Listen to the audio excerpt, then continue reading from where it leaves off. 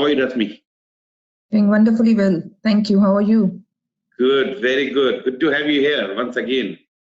Same, pleasure is mine. Thank you for calling me again. Yeah. So based on the feedback we received last time, you did really well, and they said, okay, time to bring you back and talk about your journey between what happened with your PgMP and then PfMP, and now after PfMP, anything exciting happened or going to happen. So I think people like to know about it. Why we should waste our time and money on PgMP, PfMP? Is it changing anything in somebody's life? Probably you can share your. It is definitely changing. That's the reason I did PgMP and opted for another very tough certification, PfMP, in just span of 2 years. So definitely it's worthwhile doing it. First of all, it clears your understanding. We are working with sometimes with a closed mindset in the organization, just knowing about what our organization is doing. When you do the course of PgMP, your focus, like in program management, is all on benefits.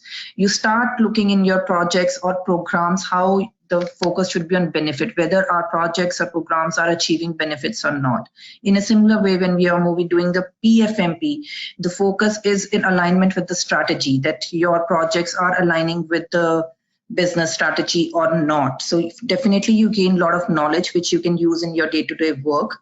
And you get headhunted as well. It's easy on LinkedIn to find anybody who has these certifications, which are still considered as very tough to do. Not very few people have done so far. Maybe in your geographic region, there are certain individuals who have done it. So you have that edge over other people who don't have. This will be your distinguished factor, at least in getting shortlisted. Then it's up to you to further make your way ahead. Exactly. So I remember, Rashmi, when we were doing the last webinar, that time you were talking about it, that you got headhunted by another bank and with a better position and better salary. So why do you think they picked you? Why did they headhunted you? It's like they have certain kind of trust that a person is knowledgeable enough. Rest of the things they can kind of test in interview, and it's always a risk when you hire a new person, but you start with the trust that at least you have the knowledge to or kind of understanding that how programs are if you're looking for a position of program manager and you have that certification, it definitely demonstrates that you have the knowledge of why program should be done, what is the benefit of doing it. You have those skills with you, then only you were able to achieve that certification. Great. So thank you very much. So to sharing, before we actually formally introduced you, we start talking about your journey, which is, I don't know, is it good or bad, but welcome to this webinar one more time. And today we're not just talking about PgMP, PfMP, we're talking about transformative leadership, unleashing the PMO, the power of PMO, project manager office or program manager office, whatever you want to call it. So that's a very interesting topic, and we got lots of people they have registered and joined. Thank you guys for joining and coming back again to these informative sessions. So great, and I can see some of you middle of night or early morning. So that's a passion you have to learn and keep learning. So that's the message we have, whether it is for your career growth, for your personal gain knowledge, wherever you find knowledge, just grab it. I can tell you, grab it as much as you can. The LinkedIn, Facebook, or there are several ways you can do nowadays. ChatGPT and Google is still helping. Keep learning. Sure. So great. So Rashmi is coming with lots of experience, more than 17 plus years of experience in IT operations, project management. And she's a take charge manager, automated, accustomed to challenging situations. So she has done a lot of challenging work, and you can talk about that. And as an Arrive ambassador, you also support newcomer communities that helps build better Canada by helping individuals succeeding in making the Canada in their home. So we like to know more about it. What is that? Is it like volunteer role or something else you're doing there? So when you move to a new country from your home country, there are always initial set of challenges, which I was able to cross because I had the mentorship. So now it's my turn to give back. That's the only objective. I want to help newcomers so they know the tools which they can use when they move here to find a job, because when you are specifically in IT, your skills are transferable and your certifications are recognized, like PMP, PgMP, these all are recognized in every country. You just need to know the right path, how to apply, how to tailor your resume, what are the right opportunities where you can knock the door and get the job as a newcomer, though it is having your experience in your home country. So I just like to help. So it's just my chance to give back. Great. So anybody thinking of moving to Canada, or you're already in Canada and looking for some support, guidance, mentorship, you know where to go. So that's where Rashmi come in picture. Great. That's a good way of giving back. Thank you. Thank you for looking after the communities.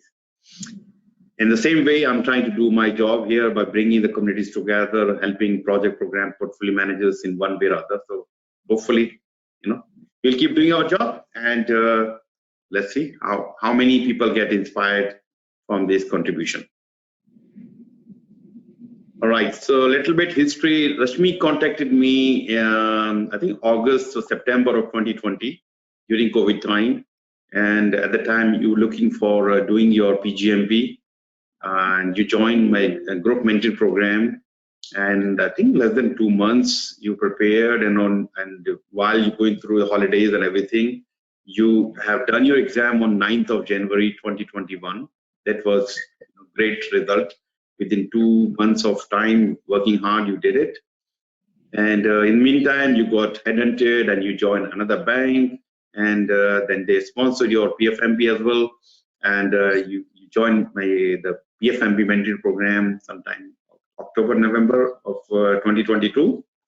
And then you passed your PfMP successfully, I think with our target on 26th of January 2023. Great, fantastic. So look, this takes a lot of commitment, dedication. These two certificates are really, can tell you change your life. I've seen not only Rashmi, many other professionals, they've gone through the learning process, they got the certificate, and then they either got headhunted or they did something meaningful or something different or something bigger than they were doing before getting the certificates.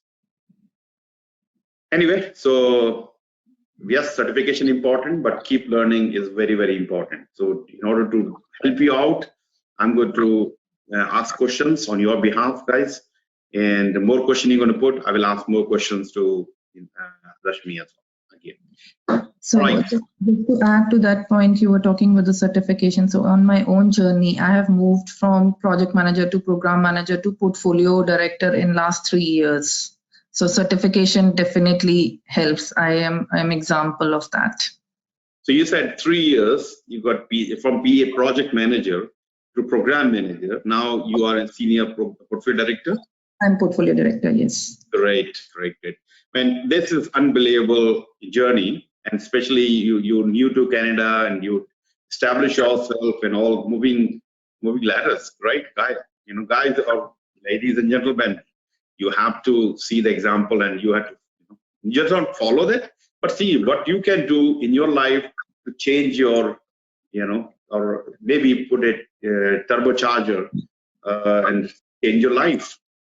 Anyway, so that's how it is. You need to open the doors and go into it. All right. So Rashmi, my first question to you is, and this is all about PMO. And how can PMO effectively align its objective with strategic initiatives and business goals? Sure. So there are two main objectives of PMO. Choose the right project to deliver and deliver project correctly. Now the first point, which is choose the right project to deliver, how you will know that you're choosing the right project. For this reason, you need to PMO as a PMO head or portfolio director or whosoever is the leading body of your PMO need to have a communication channel open with the strategic initiative team. They should know who are the decision makers, who is making the strategy. you need to join those sessions when strategy is getting formed. So there are normally two kinds of strategy. One is long term, like next 3 to 5 years, your organization want to reach to a stage, a 2B state. And then there is 1 year strategy that for achieving that 5 year, this is what we need to do in this 1 to 2 years. PMO generally help in that 1 to 2 year goal because that's where your projects are getting selected. So PMO helps in selecting those projects. There's initial assessment, which PMO can help in providing to the strategic team. So that helps in the selection of the projects. So until unless you have an understanding of who are those policy makers or the strategy maker, what is their thinking about and what are the key strategic objectives they are considering, you won't be able to achieve the PMO objective. That's the reason this opening the communication channel, getting into those groups who are making the decision is very important for PMO. Definitely. So identifying which strategy, which objective we have to achieve for the next 3 months or 6 months or 1 year, 2 year, and selecting the right work, right project, right program, operations work. That's all about and making sure they are actually delivering as per your expectation. Absolutely. Exactly. So the PMO or portfolio management, sometimes they can be seen in same role, but yes, there are different meaning of PMO, project management office, program management office, portfolio management office, sometimes the directive, supportive, or many ways. But here we're talking about the PMO, which actually assists the organization to achieve the strategic goals or objectives. Good. So my next question is, what strategies can PMO employ to ensure effective alignment of its objective with strategic initiative and business goals? So the key thing here is collaborative planning. Planning cannot be done in silos. We really need to understand a PMO alone as a function cannot do any planning. You need to involve your key stakeholders, business units, for whom you're solving some problem. So projects are generally solving a problem. Business has a problem, they come to project team that they want a solution for this, and that's how the project gets started. So this is the one key thing, to have them involved in the initial stages. Understand the strategic alignment framework. From the first point only, the strategy, the people who develop these strategies, you need to understand that framework. Normally, like these days, balanced scorecard is very common approach which they use to align the strategy, define the project. So you should also have that understanding of balanced scorecard, how it works, how things are converted into actionable initiatives, and KPIs are developed to measure those initiatives, whether you are progressing well or you're behind. Clear communication always comes into the picture. You need to maintain that clear communication. Keep measuring PMO effectiveness. So it's not project effectiveness, it's different.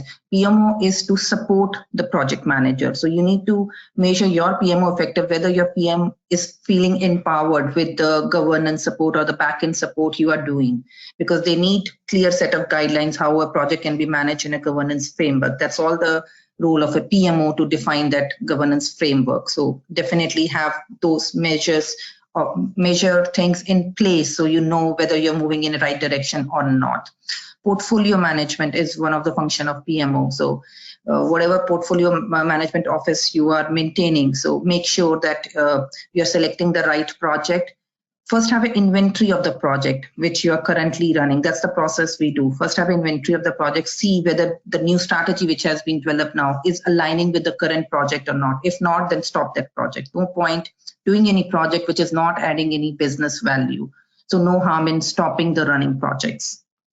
Then accept the new projects which are directly aligned to the strategy. And then again, you need to prioritize, because all project does not have an equal importance. So understanding from your key stakeholder which projects are, generally it's like categorization A, B, C. A is the most important and C the least important. So focus on A projects, because everybody has limited resources. So it's the objective of PMO to make sure their resources are used in only those projects which are giving the maximum benefit. Perfect. Very nice. Good job. Okay, so yeah, okay, I got a question here. What are the difference between portfolio management office and enterprise PMO? So some organization has department PMO. Department PMO means, for example, in a bank, there are different departments, there are channels, there's a mortgage department, there's an insurance department. So they all run their own PMO, that is departmental PMO. EPMO is one centralized PMO, which is generally most of the bigger organization these days prefer, that you have a centralized controlling. There's a less churn. There's one department who's working of making governance framework and processes. So that is EPMO.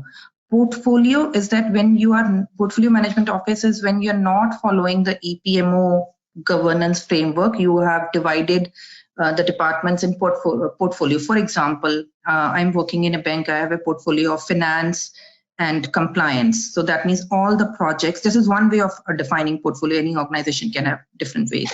All the finance and compliance project comes into my portfolio. So these I give it to my project managers to handle and manage. So it's a way of organization, how you want to divide your projects either in EPMO or portfolio management office. Yeah, good job. So, I mean, one thing I like to highlight, and especially people preparing for PfMP, portfolio management professional, we're talking about two different. One is portfolio management, where whatever we are talking here is making decisions, ensuring the alignment, and doing all the analytics with the help of PMO. So in that case, we're talking PMO is a support structure. Just be careful. Somebody say, hey, the PMO is everything than what portfolio manager. So from the exam point of view, these two are different. Portfolio management or PMO. They can be in one organization, but just be careful that portfolio management and PMO is support structure or providing all this strategic assistance on reports and many other things. Okay, so my next question is, do you agree diversity management must be a new function of a PMO in mature project management environment? If yes, how to capitalize on diversity?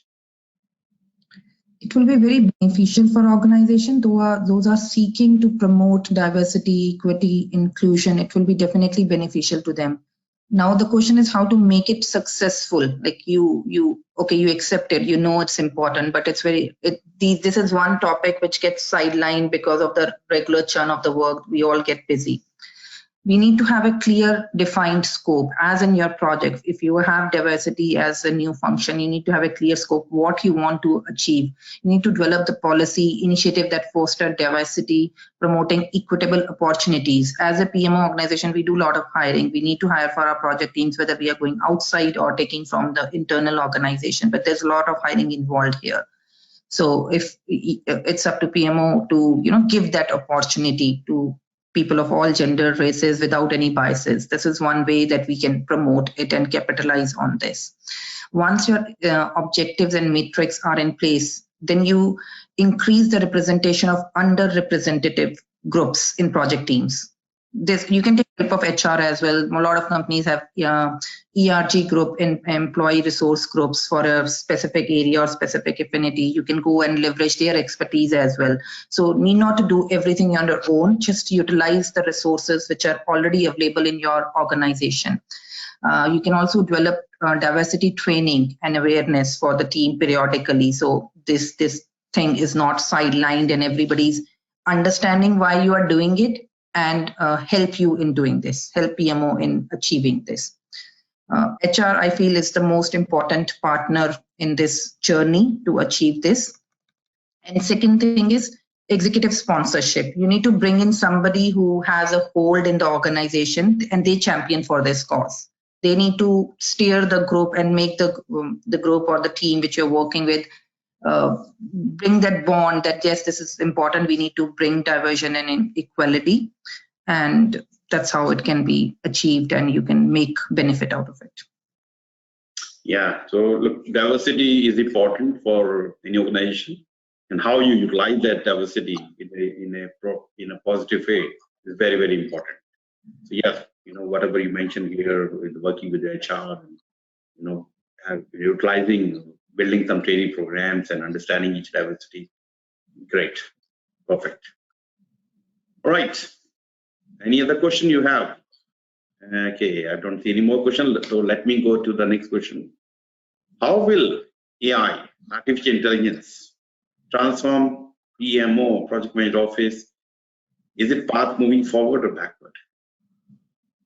AI is here, so there is no escaping out of it. I think everybody has used ChatGPT by now. I mean, there's not even a single person on the planet which I know who, even the kids, my kids know how to use ChatGPT.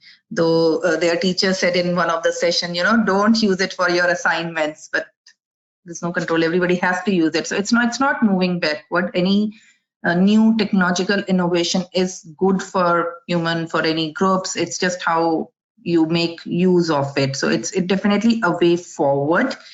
It is revolutionizing the project management because we do a lot of repetitive tasks which AI can do better and free us for the other tasks. Like it's a common problem which sometimes my team also say that they are so overloaded. There's a lot of work, repetitive work which they need to do, and then they need to do other work as well, which is important, like doing innovation, thinking more proactive or more productive ways of achieving the things which AI won't do, but you as a human mind can do, right? But the repetitive tasks like intelligent project planning, like they can analyze the historical data on your plan and analyze the trend and tell you what is the chances of achieving the remaining task in your project, which will save your time. They'll do the data analysis and predictive analysis to identify the patterns.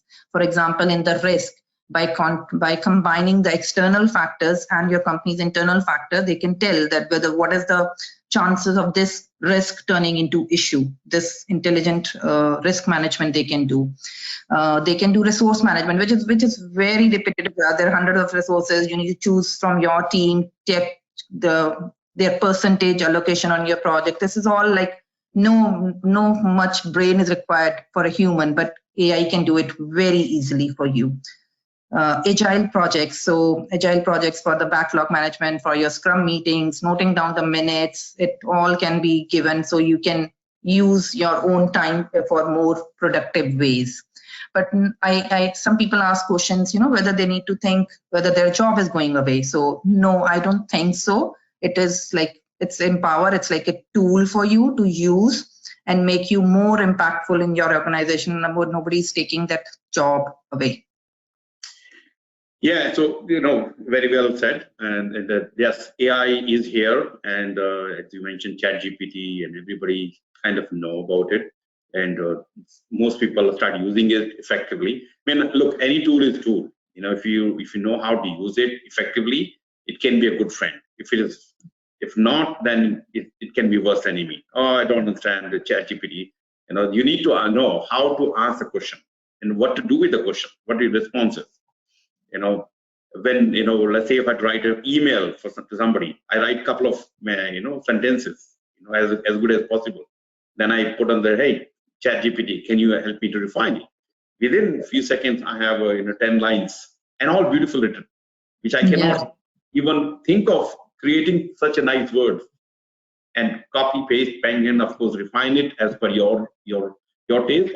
That's it. So, and now you're talking about scope and scope statement and charter. All those things are great. It's all you said, repetitive work, but some of this work can be done by some machine or ChatGPT or artificial intelligence or tools. There are good tools are available which can help you to manage your resources effectively with giving some intelligence, not just looking at numbers or data. It can give you some intelligence. And you talked about risk management, predictive. Your risk about to happen based on the trend. The system can tell you hey, this risk is about to happen. Do something, or I can suggest you some options for you. I mean, this is also happening now.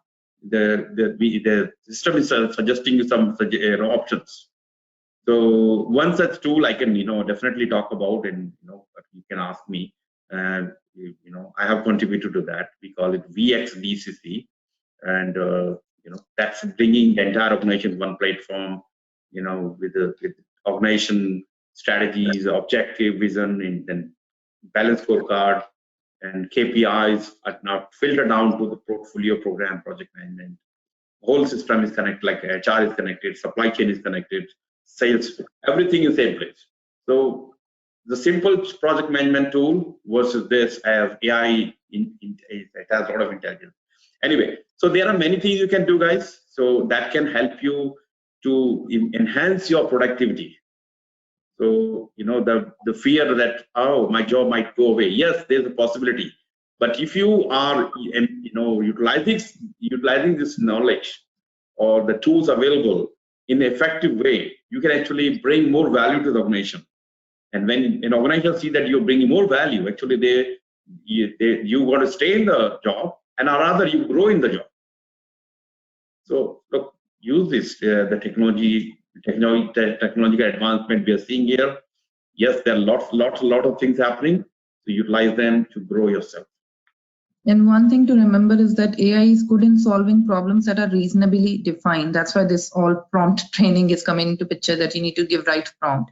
But in our real world, there are some complex problems which are not well defined. Human intervention is still required there. A PM, program manager, or PMO head are still required to steer those meetings or give the directions to bring to the conclusion when you reach a stage where you can ask questions. So, a well-defined problem. So. Exactly. Yes, that's very important. What question you are asking? Because you put a program charter. Yes, it will give you a big theory about it. But if you say, okay, I'm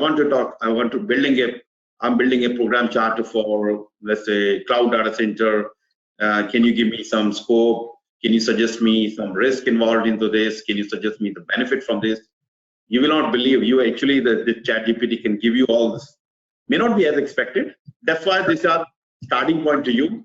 And how you convert that information, you can further ask questions to refine that. And within no minute, you have a chart ready, which can take you a week or two to write to put together. And that's much better than what you were doing previously, at least to me. So anyway, so good. Let me see the question. Is there any specific or effective leadership technique available in PMO? Please speak about leadership in PMO. Effective strategy in the PMOs. Leadership. So the PMO leader is kind of model or a role model for the PMs. They look to the PMO head or the portfolio director, how they are working, how they could have solved the problem which they are getting. Whenever you are struck at any problem, you need to keep the communication channel open with your PMO leader, with their peers, which might be your project sponsors. They maintain a different repo. They can get the information from their peers who are the VPs or the sponsors of the project. And whenever a project is struck at any time, they can help through their communication. So whether it's project, program, or portfolio, it's all the communication is the answer, that you need to build the relationship, have that communication channel open, and get the problem resolved or get the strategic direction if you're stuck somewhere. So the effective strategy is to build that relationship at all level, and don't build relationship as per your current job, build relationship as per your next level where you want to go. So act like it. You will get all the support if you show the enthusiasm, and you can move to the next level as well. And that's how your leaders have reached that position, and that's how they are aspiring to go to next level as well. Yeah. So the question is asking, talk about leadership in PMO. What type of leadership will be more effective when you are leading a PMO?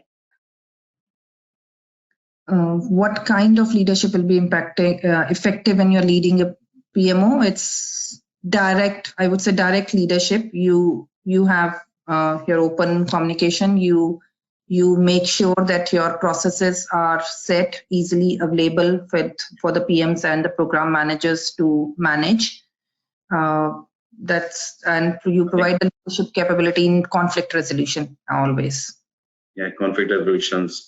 And you setting the vision for the organization, for the PMO. So you need to strategically thinking long-term direction, and collaborating and learning from or understanding the expectation and how.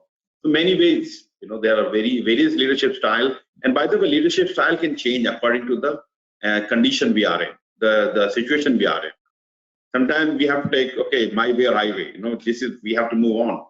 Sometimes we want to resolve the situation. Sometimes we have to collaborate with the team to get collaborative efforts. So look at the situation, according to the situation, you have to mold your leadership style. And you have to make your team more mature so they can solve their own problems on their own. They should not be depending always on the leaders to come and solve. That's how you develop the leader, because project manager or program manager, they are leader in their own sense. They are leading teams for their projects. Yeah, you need to empower them, give them, ability to take decisions. Good job. I hope that makes sense to you. Okay, good. What do enterprise PMO and Lean Agile PMO bring to organization success and benefits? We did talk about EPMO, but yeah, EPMO again, and Lean Agile PMO. So EPMO and Lean Agile methodologies can create good synergies if they are done together. That's how I think this question is going. So EPMO generally provide governance, standardized framework, and strategic alignment, which is necessary for any organization. Lean is eliminating waste. Like Lean term actually started with the manufacturing long back, so it was eliminating waste. So what is the waste which is in the PMO organization? That waste is the too much of documentation. Like some organizations still have a lot of documentation, and project managers are spending more than 30 or 40% of time in fulfilling those audit requirements and documentation. So this is kind of waste. So it is the responsibility of PMO leader to make sure that that churn has been cut down, and a lean agile organization can bring the flexibility, focusing on customer value, not on too much of paperwork. Now, it is different for different organizations. If you are working on a complex project in a bank which has a regulatory impact, you have to do paperwork. There's no getting away from it. But if you're working in a nimble organization where reaching out to teams is easy, there's a dedicated IT team, you can remove a lot of paperwork. So in this way, understanding both EPMO and Lean Agile, bringing them together, a kind of perfect solution can be brought in. Perfect. Good. All right. Okay. Why is PMO not doing enough to help fuel success during digital transformation? Whether your PMO, let me complete the question. There's one more part of that. Whether your PMO is part of the solution or problem during such transformation. PMO is always part of the solution. It's not a problem creator.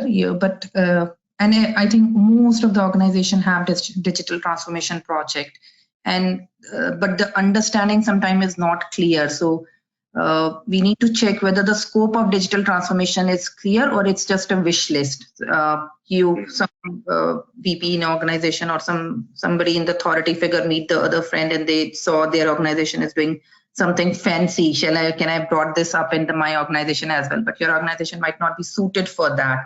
So having the scope clear, and PMO can really help because we are kind of expert in drilling down the scope, right?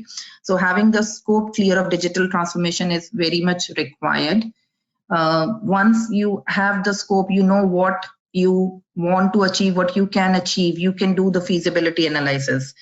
Every organization is not suited, and when you create this wish list, any authority figure who's creating this wish list, they don't understand the cost associated with it or what other initiatives you need to set aside to bring this on, because digital transformation sometimes helps with increasing by making the process easier, increasing your sales or bringing revenue, but most of the time it's streamlining the processes, which is not a revenue generator. So there is always a balance which you need to make, how much you can spend on non-income generating projects, non-revenue generating projects. So PMO can definitely help. It's not that PMO is not doing enough. PMO is bringing doing a reality check, and that's why sometimes they emerge as a team who's blocking you from doing this, but they are bringing the reality check to only what is required from your organization, not another fab thing which is in the market.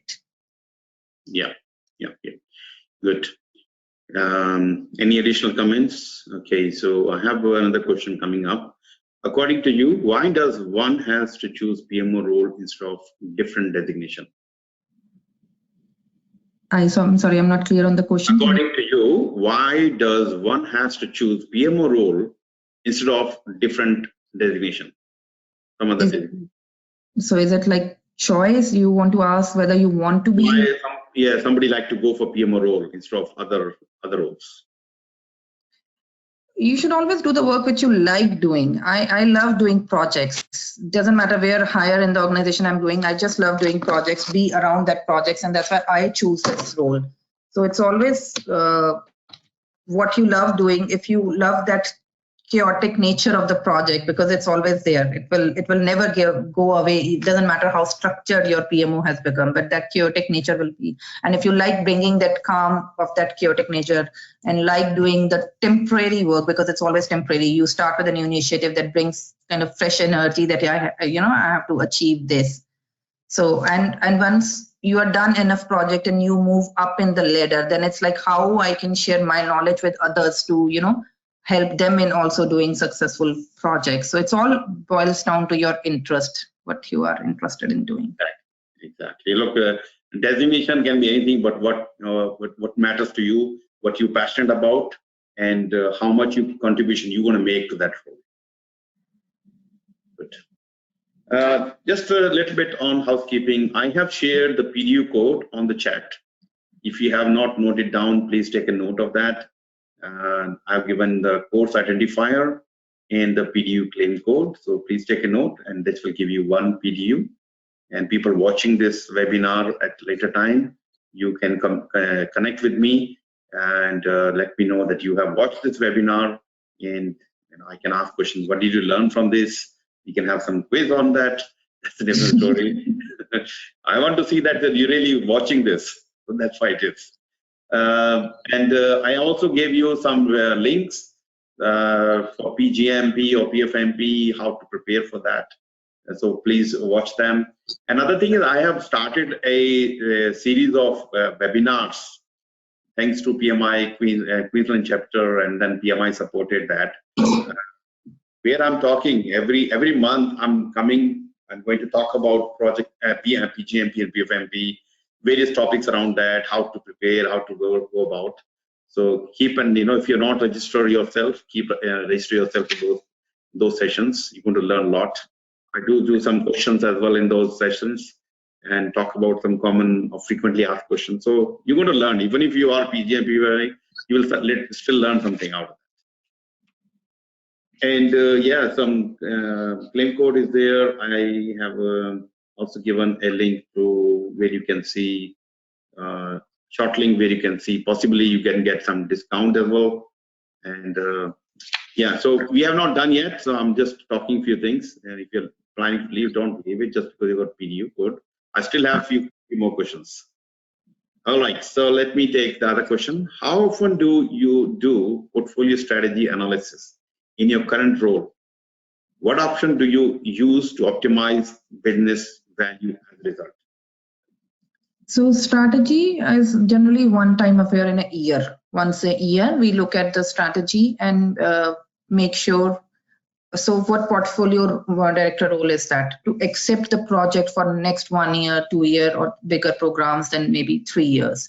So every year, generally, most of the organization do in the Q4 when they are preparing for finalizing the work for the next year. Then we look at the strategy, make sure the current pipeline is still aligning to strategy. If there's any cut need to be made, any project due to change in strategy still is right now not aligning, you can cut that. You look at all the new initiatives, do the feasibility study, and either accept or reject them for accepting in your portfolio. So it's once in a year of a cycle, and that's how in my organization we do it. And how we bring the business value. So that's the objective of the strategy team, to only propose the projects which are aligning or giving the business value. And then PMO as a function comes in and play that role of accepting those projects, understanding, help them in making these decisions, and then making sure these projects are delivered with the business value which was initially expected, and keeping everybody informed. But we don't go and look into strategy every other 3 months, because if it's ever evolving, then there's no use of that strategy. That defeats the purpose. Exactly. So yeah, so business value is, that's one of the role PMO or project program portfolio manager has to do, to realize those business values effectively, efficiently. And efficiency is, as a part of your PMO role, you bring those efficiencies. streamlining the resource utilization to your available data, how to utilize them, how to make decisions, and utilizing some artificial intelligence. All right. Okay, my audience question is, technically, is PMO role is pseudo PMO role? I don't think so. It's a pseudo PMO role. It's all real, depending on which type of organization you are in. But it is a kind of real role, and you have all to achieve, and you can go up to any level with your expertise and keep learning. By keep learning, you will make it more real. Like never stop the learning. Yeah, I think the question is asking is, do you think PMO, project management office role, is similar to project manager role? It's actually a very different role. Project manager has managed the project, whereas PMO is supporting those project managers. PMO is kind of backbone for the projects.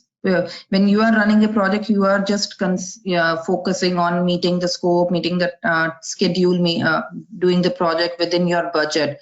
But PMO makes sure that all project teams talk to each other. If there are cross dependencies, those also manage. All the tools you need are the latest one. I'll just give one example, like ChatGPT has recently come into the picture, which is kind of right now no organization is using it, but there are already talks in place how we can use ChatGPT officially and securing the data. One of the thing is that your data is not secured. You can't put companies' data in OpenAI, right? But they are giving offerings where it can be you can use it in a secured way for your office work.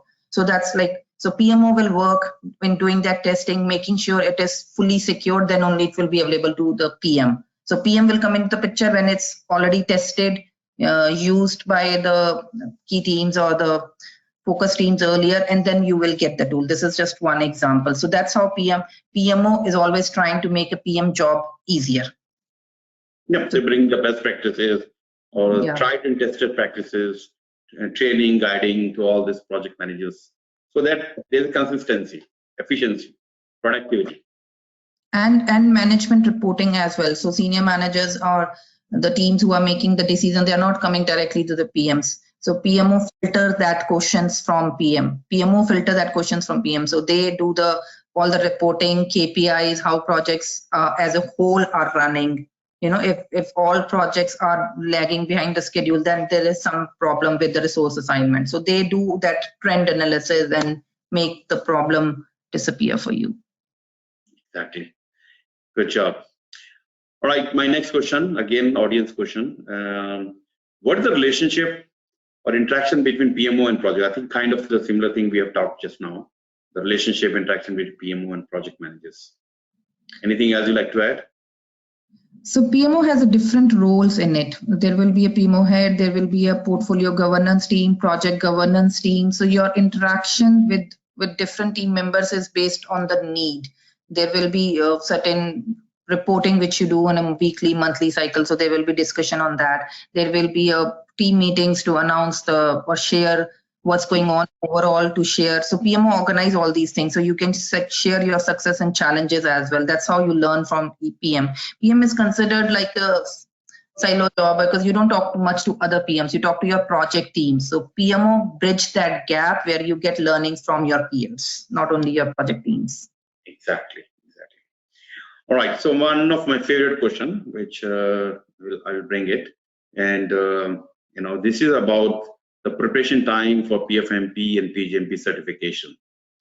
One of the things I like to highlight, I am starting new mentoring programs end of this month, and I have a plan for several PgMP PfMP programs in many cities and many countries.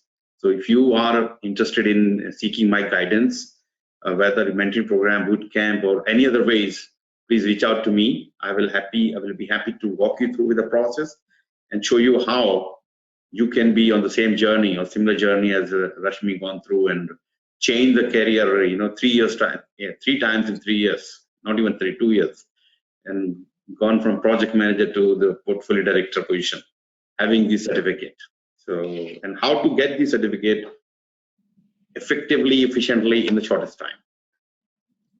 So the question is, yeah, please go ahead. So I was just saying, time depends upon what support you are getting. If you're doing this journey on your own, it's not that you cannot do it. Those who are determined can still do it, but it will take longer, 6 months, 8 months, because you will. For PMP, there's a lot of material in the market. For PgMP and PfMP, there is very, very less. So it turns into a waste when you're working so many, you're reading so many books, but they're not effective. But if you get the guidance, okay, this is all what I need to achieve a good above target rank in the course, then it becomes very easy. And I always tell everybody, do it in a shortest time. The more you drag it, you're never gonna do it. So 2 months, I feel, is the right time, not too less, not too more, which including all the training, which if you are going with Dharam, you will get that training. And I specifically like that kind of course where it's just like 4-5 weeks of duration. You meet once, you got kind of homework, okay, let's do, just focus on this, bit sizes, just do this, come up with a question in the next session. So by the time you're out of that training, it's not that you just get all knowledge, you have reviewed it, you have gone through it once, so that create your interest as well, and then you're more geared toward let's go with the paper. Exactly, and that you're right. 2 months, 2.5 months is a kind of idle time.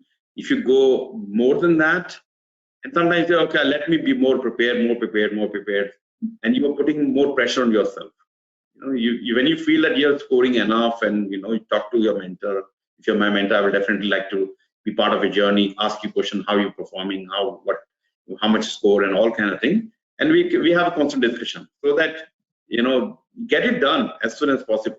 And I've seen people keep saying 3 months, 6 months, 1 year, and then I wish I would done at the time, because now I'm very busy. At the time I was busy, now I'm very, very busy. So I don't have time to study. And that's what happened. Reality is, we get dragged into some other things, and we forget about our passion or the aspiration we had earlier. So should have a short-term goal, and have right material, right question bank, and right mentor. Get it done in the shortest possible time. All right. I have one more question here. What future does PMO role have in upcoming days? PMO is here to stay. PMO is not going anywhere. PMO is now trying to bring out AI as well in all what they do and make life more easier.